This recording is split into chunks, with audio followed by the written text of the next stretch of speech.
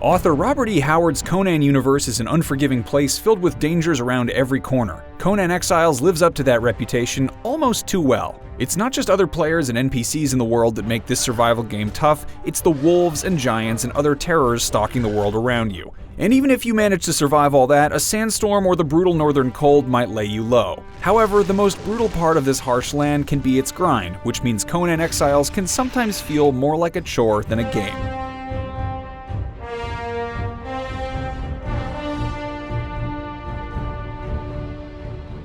Conan Exiles captures the tone of Howard's harsh world right from the start, casting you as a criminal who's crucified and left to die along an aged and broken highway. From there, it sets you loose to explore the Exiled Lands and carve out your own tales of high adventure.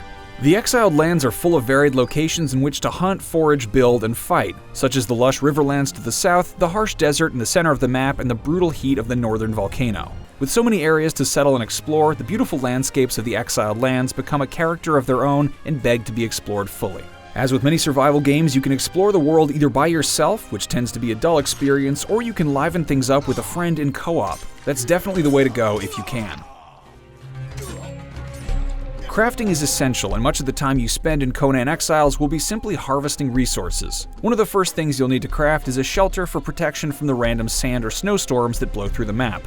These structures can be as simple or as elaborate as you want, making it easy to create the fortress or home of your dreams. But the crafting process itself can feel unnecessarily complex at times, as each recipe or item requires an inordinate amount of materials or refining to create.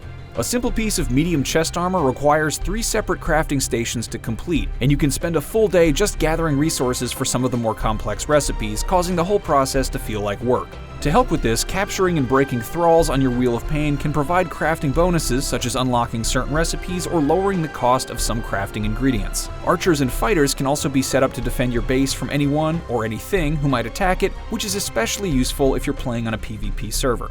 You'll need to spend time crafting your gear to delve into the many challenging dungeons to earn rewards such as crafting items or recipes. Combat, while serviceable and sometimes enjoyable, feels surprisingly unrefined at times thanks largely to a finicky targeting system and awkward camera. This is felt especially when grouped with other players, with the lock-on oftentimes zeroing in on your friends instead of the enemy by default with no easy way to change to the correct target. Also, when fighting some of the larger enemies, the camera can sometimes get caught inside a creature, making it hard to move or see. Some of the dungeons are pretty challenging, such as the labyrinthine layout of the Black Keep. Others, disappointingly, are nothing more than a corridor leading to the boss chamber with an uninspired fight awaiting you.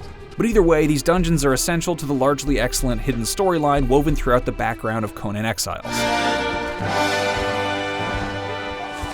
Conan Exiles is often slow and arduous, but even after 70 hours, 40 since launch, the idea of returning to the Exiled Lands still holds some allure. Crafting is largely a tedious grind, especially the higher up you get in the crafting tiers, and it's surprising that in a world about brutal combat, Conan Exiles falls flat there. However, the beautifully realized world is a joy to explore, and it nails the atmosphere of the source material. For more on survival games, check out our reviews of The Forest, Subnautica, and Rust. And for everything else, keep it right here on IGN.